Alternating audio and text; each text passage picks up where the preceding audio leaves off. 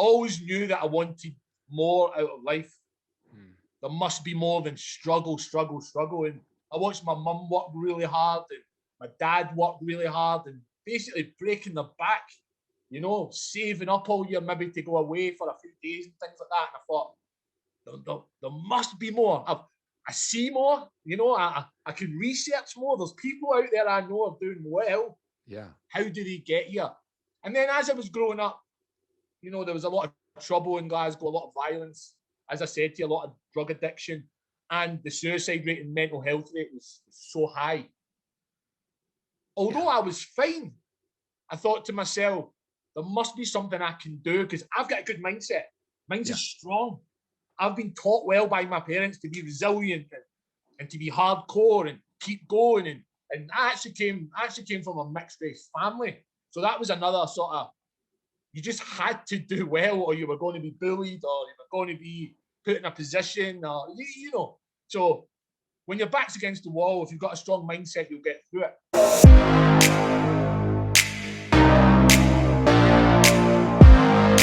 Jamie, you're the founder of MindKite, host of the Inspired by You MindKite podcast, and much, much more. Thank you so much for taking time, man. I appreciate it.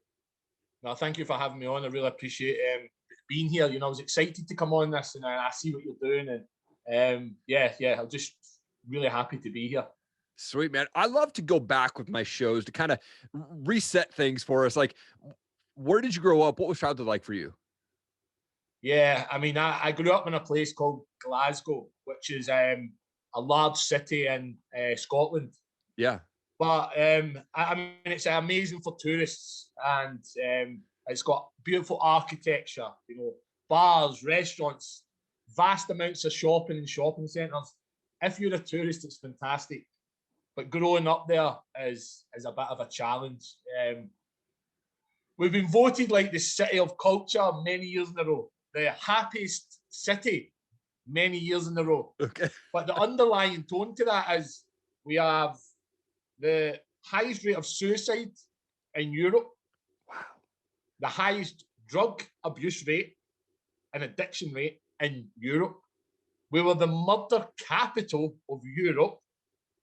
But yet we were given these culture awards and these happiness awards. And I personally, you know, I've met people that have attempted suicide. I personally have friends that have committed suicide. And so I knew this underlying issue this year. And that's basically what took me on the journey to MindKite and through mindset and things like that, because this is my people.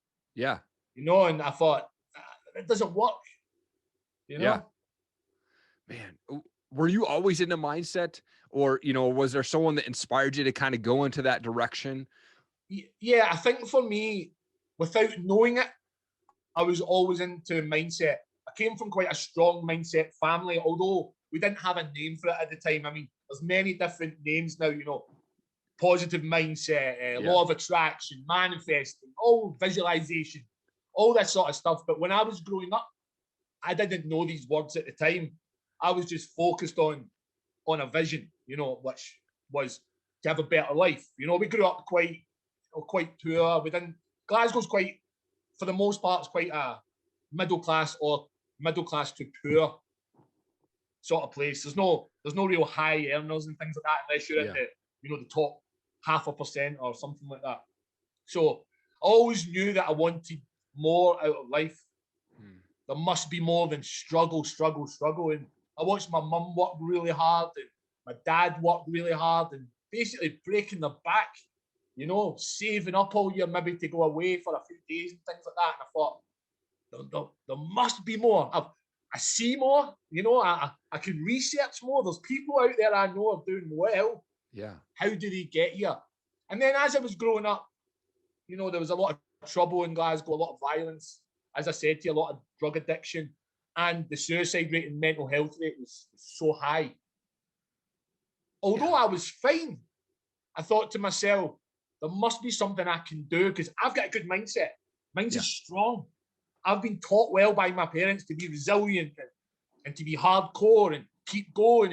And I actually came from a mixed race family. So that was another sort of, you just had to do well or you were going to be bullied or you were going to be put in a position, or you know. So when your back's against the wall, if you've got a strong mindset, you'll get through it. And I thought to myself, well, if I can come through all this and begin to build a somewhat successful life, surely I can show that to other people. Yeah. Surely I can show that to at least the people in my community, you know, my city, the area I was born. They don't need to go through the way of thinking that we're always going to be stuck in this same cycle. Mm-hmm. You know, the drugs, the drink, poverty. I don't believe that, because I'm not stuck in that cycle now. Yep. Yeah. I just have to learn a way to teach people. Right. Yeah. I mean, for mindset, it's so important to be successful in life and in business. I mean, what tips would you give folks that are struggling in that area and that want to get better in the mindset side of things? I think a lot of people struggle because the brain, I always say the brain is like the messy kitchen drawer. We all have one, right? You know, the drawer we put everything in. This is the brain. So on a daily basis, the brain is taking absolutely everything in, messy drawer. Then people add to that, I want to be successful, or I want a bit of a better life. How do I get that? Because the drawer's a mess. So first of all, we have to empty that out. You have to set yourself, one of my key tips is organize what your vision is first, then build a plan on that. If you don't have a vision in the first place, there's no direction. You don't know where you're going. You're a ship without a captain, right? You can't hit a target if you don't have one. So first of all, what is your vision? What is it you want to do? What does a better life look like to you? Then we can build the steps of how to get there. And most of the time, it's a journey. It's not, I have a vision, when do I get it? You know, you have to discover why you want it, have a big why, and then we go step by step how we get there. So my first thing is get yourself a vision. Yeah. Man, that's awesome. And like I mentioned, you're the founder of MindKite, which is really amazing. But for folks who don't know what that is, what is MindKite and how can folks get access to it? So MindKite started out as an application project. So the app is due to be out in May. In the UK, we have a thing called Mental Health Week. And this is going to fall between the 10th and the 16th of May. So we're going to release the app then. Basically, it's a global community app of positive thinkers. So even on a bad day, you can get good positive messages. There'll be a lot of well-being content circling around mental health, body focus, which will be things like yoga, at-home workouts that anybody of any level can do. Nothing complex, nothing complicated, but enough to get you moving, get the body moving, get the mind moving in the right direction. We have like a daily goals diary, a weekly goals diary, and a monthly goals diary. Again, so you can write down those goals and then the steps to get there. So with that being said, while we were trying to build this app, we then started the MindKite podcast. So a very sort of inspirational podcast series. We've done a lot of celebrities with my business partner, Robert Heisey. He does one called the Robert Heisey MindKite podcast. And then I do one called Inspired by You MindKite podcast, which is more what I would call your everyday superheroes. You know, everyone has a story, and I find we can draw inspiration out of everyone's story. So basically, MindKite is just an all-round positivity powerhouse of content and media that you can uplift yourself by, you know, connecting with us. And we're on YouTube. We've got an Instagram page, which is @MindKite, and we'll have the app out soon, which will be in the App Store. And the podcast is on every podcast network you can imagine under the same name. Sweet, man. I can't wait for that, dude. And one of the things you mentioned in Instagram is that folks can DM you the word secret so that they can level up. When they DM you, what do they get from you? Yeah, so basically we do a lot of different coaching between myself and the rest of the team. We do life coaching. We have success coaching and business coaching. And we've got high performance coaching. So I think everybody secretly, no matter what you say, there's a next level you can go to. And I think everybody, unless you're already there, you're happy and you're content, I always think there's a next level. And I always think people do want to go to that next level. They're just often, they don't know how. Or sometimes you feel embarrassed, like, I don't want to ask someone. Yeah. So I kind of make it easy. I put a little spin on it on my Instagram DM where you can look. You don't have to really tell me what it is, but if you DM me secret, I get you. I've got you, and I'll be able to help you. Let's build a plan. Let's do it together. I've got 3 coaches in my life. I swear by having a coach. Yeah. Because think about it. If you're at the gym, even your bodybuilder or whatever, or you want to get bigger or lose weight or whatever, someone has to guide you through that. Someone who knows how to do it. It saves you a lot of pain. It saves you a lot of mistakes. It saves you time. And in life, the one thing we can't buy is time. Yes. Oh man, so good. Obviously with COVID, and you and I kind of talked about this before, but COVID kept a lot of people away from friends and family during this whole social distance thing. And from having conversations with people and the Mind Soldiers group that you're part of, what is the number one thing that you hear people struggling with the most? Well, the isolation has been hard for people. And I think with the shift going on to sort of a modern technology, the Zoom calls, the digital aspect. Yeah. Not everyone that is now in isolation. I mean, in the UK, I don't know how it was in the States, but in the UK, our old people had to do a thing called shielding. So anyone basically over 60 or had a vulnerable health condition basically had to go into isolation by themselves. And a lot of these sort of older generation didn't know how to work with technology. Yeah. So they were left without the Zooms, without the FaceTime and things like that. So they had real isolation. But not only did it affect them in a way, it affects the family who want to contact them and make sure they're okay. So now you've got 2 people on both sides of the fence worrying like hell, Yeah. So for me, it's been the biggest thing that people come to us is with isolation, because then you're only left with yourself. And 9 times out of 10, people looking inwards don't like what they see. And often you're not ready, prepared for what you see. So you don't have the tools to maybe like adjust and adapt and maybe fix your problems. So when you stare in that mirror and you don't like what you see and you don't have the tools to fix it, your mind starts playing those tricks on you, and you start spiraling in these mental health conditions, anxieties, depressions, and things like that. And it's so quick, and the pandemic coming off the back of this, we are truly going to face some real mental health struggles, Yeah. Oh man, absolutely. We're seeing it here in the States for sure the same way. And where I'm at, we're fortunate enough to kind of not have as much lockdown, but other areas, neighboring states and things like that, they're pretty locked down still, which is pretty sad. I think you're right. We're seeing we're going to see more damage on the mental side of things when they start to open things up. And even right now, while people are locked down there, one of the things that I think mindset focuses on, for me at least, is I'm very big on morning routines. So I wake up early, 4 a.m., 6 days a week. I'm, get upstairs and I spend time in prayer, and then I turn on some worship music. And then for me, I got to, I'll read the Bible a little bit, maybe turn on podcast or maybe a Clubhouse, motivational room or something like that. What does your morning routine look like, man? My morning routine at the minute, because I'm building this sort of brand, is hectic.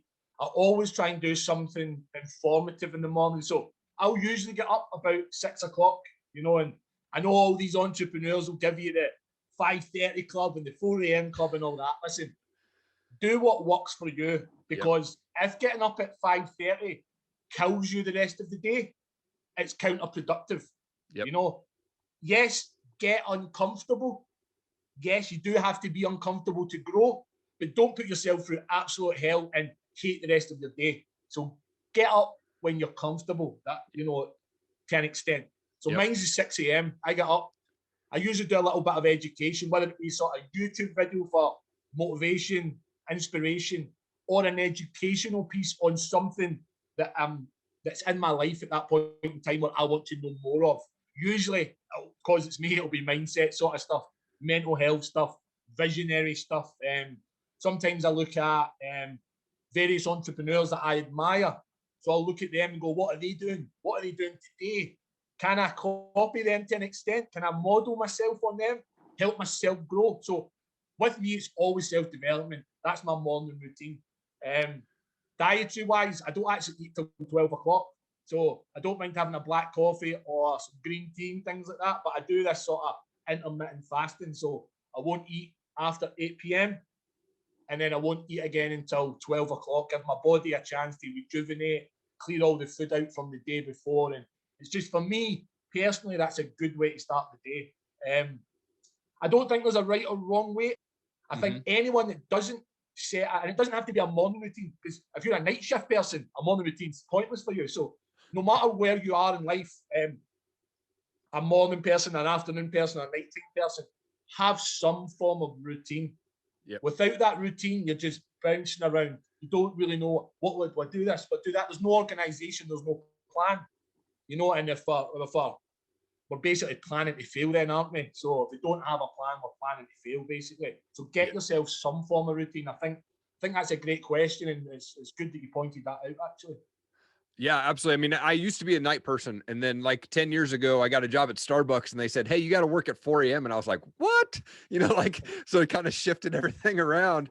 And then now, like, usually I'm asleep by 9:30 at the latest, and then 4 a.m. 6 days a week. And I don't set an alarm on Sundays, but I usually will wake up by 5:30.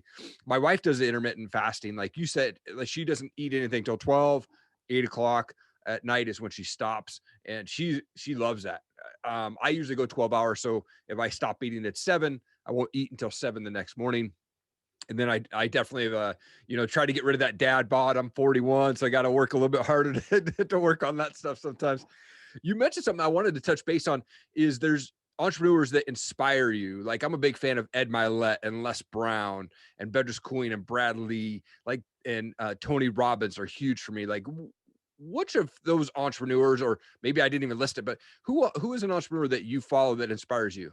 Well, one of them is actually my mentor. Les Brown is actually a direct mentor of mine. So I spend once a week talking directly with Les and the team, and John Leslie Brown, his son also. So Les Brown, for me, I'm biased, but I think he is, if not he is definitely one of the greatest motivational storytellers of our generation. The man is 76 years old now, and I hear his voice and I still get goosebumps. Ed Mylett is another absolute champion, and I really connect with him. I like people, when I hear their voice, I have to connect with their voice, and I have to hear that passion and truth behind it. Yep. And I have another one, which is not everyone's favorite, but I really like Grant Cardone. And I know he's a salesman, that's what he is. But if you're in business and you want a sort of all-rounded attribute, you have to have a storyteller, which for me is Les Brown. You have to have a motivational guy that will kick you in the ass. Ed Mylett's great for that. Then you have to have sales, because if you have a business, no matter what it is, you're selling something. And Grant Cardone is really, really good for firing you up in that aspect. And I have another one who's, his name is Paul Getter. So they call him the internet marketing nerd. On Instagram, he's at Paul. He's like got over 1 million followers, and he builds accounts up and stuff like that. Yeah. He's a really quirky guy, wears a bow tie. But for me, he's fun. He brings the fun aspect to what's the part I don't like, which is advertising and marketing. But he makes it really fun. So I think those four combined, the education I'm getting from them is second to none. So that's who I would go for. And that's a personal choice. There is many, many more, but for me, that's my go-to people, Yep. Oh, Les Brown for me, that's my go-to guy for sure, man. Same thing. Like I'm just manifesting that I'm going to meet that guy someday. And I know he's not traveling anymore, but man, one of these days, I hope to meet him in person. I mean, I introduced him to my kids and they love listening to him talk. And Ed Mylett, I won Ed Mylett's Max Out Challenge in 2018 when he issued like, hey, send me a 1-minute story on what you're passionate about, what drives you. And I had just come across Ed that year and I was like obsessed. I was like, oh my gosh, I started downloading all of his information, his podcast, watching him on YouTube. So I submit this story and like 2 months later, he announced me as the winner. So to my knowledge, I'm the only one that has ever won the Ed Mylett Max Out Challenge. And I got to have a phone call with him, which then I was able to release on my episode. I think it's like episode 12 of the show, and I'm coming up on episode 100, man. So yeah, it's been a awesome journey so far. Ed is definitely one of my favorite. And Paul, the guy you mentioned, I have his book, man. His book is super good. I'm also a fan of Grant Cardone, man. So me and you are definitely very similar in those aspects. What book are you reading right now that's kind of helping you in that area? I mean, there's one book, and I've seen you posting this book as well, and it's called Think and Grow Rich by Napoleon Hill. Yeah. So that book for me is a book which I will always be reading. And any group that I'm coaching, I tell them to buy a copy. Yeah. And I say to them, you know, and I don't mean this in any blasphemous way, but I say that's now your Bible, because you can refer to this book all through your life and career. It's not one of these books where you just read it and then that's I've read that one. You can go back to it time and time again, reference different parts. And I think with these type of books, especially like Think and Grow Rich, at different stages of your life, different parts of that book will jump out at you. Mm-hmm. So what I say to people is, when you read it like the first time, whatever jumps out at you, use a highlighter pen in one color, say like green or whatever. Highlight what jumps out at you. And when you go back to it at the next stage of your life, highlight in, you know, like pink, something different, what jumped out at you. So every time you go back and read that book, you can go, wow, at that stage of my life, that's what really popped for me. Yep. And then you can actually build up a picture of how you've actually transitioned and what content you're extracting from these different mediums, like, you know, that book, Think and Grow Rich, which I will support till the day I die. I think it's a fantastic book, you know. Absolutely, man. That is so good, dude. I love that, highlighting different colors, man. That's amazing stuff. I like to end my show with a fun question. I'm a big music guy. What's your favorite type of music, or do you have a favorite band that you like to listen to? Do you know, I've got such a wide variety of music, but music that uplifts me. If I'm ever feeling down, it was music my dad loved. He's not with us now, so I throw on Bob Marley. I throw on some Bob Marley music. No matter if it's raining, if it's sun shining, that music just works. And it seems to be global as well. You put on a Bob Marley album, everybody knows it. Everybody can sort of have a little bop around it. So for me, my go-to will always be Bob Marley. That's awesome, man. That's awesome. Jamie, you are such a world changer, man. And it's such an honor to have you on my show. Thank you so much for taking time out of your day to join me on this, man. Keep doing the thing that you got going on with MindKite. And I'm excited for your podcast and this whole app rolling out, man. You are changing the world, man. Thank you so much for your time. No, listen, thank you for having me. And if it wasn't for guys like you, we wouldn't get the message as far as what we're trying to. So I really appreciate your time, and thank you very much. And I'm blessed to be on. Thank you. Hey, what's going on? Thank you so much for watching the show. I really appreciate it. Hey, I just wanted to do a quick introduction. If you've not seen my show or you don't know the services that I offer, I wanted to drop them to you right now. One, I do voiceover work. So if you're looking for a voiceover person to cover your motivational videos, or maybe it's Kickstarter videos or whatever it is, let me know. I'm more than happy to help you out there. I also work with brands on brand and product videos. So they'll send me their products to do reviews or box openings. Let me know. I'd love to work with you on your product as well and help you get that product out there. I also love to be able to share my story. So if I can make an impact on one person at your next speaking engagement, let me know. I love to talk about my story. I love to talk about how our past does not define our future, and morning routines and being consistent, how to be around those successful people that are just going to lift you up. Let's chat about having me speak at your next event. Let's make it happen. Again, thank you so much for checking out this show. Check out erikgalenmedia.com. Really appreciate your time. Have an awesome day.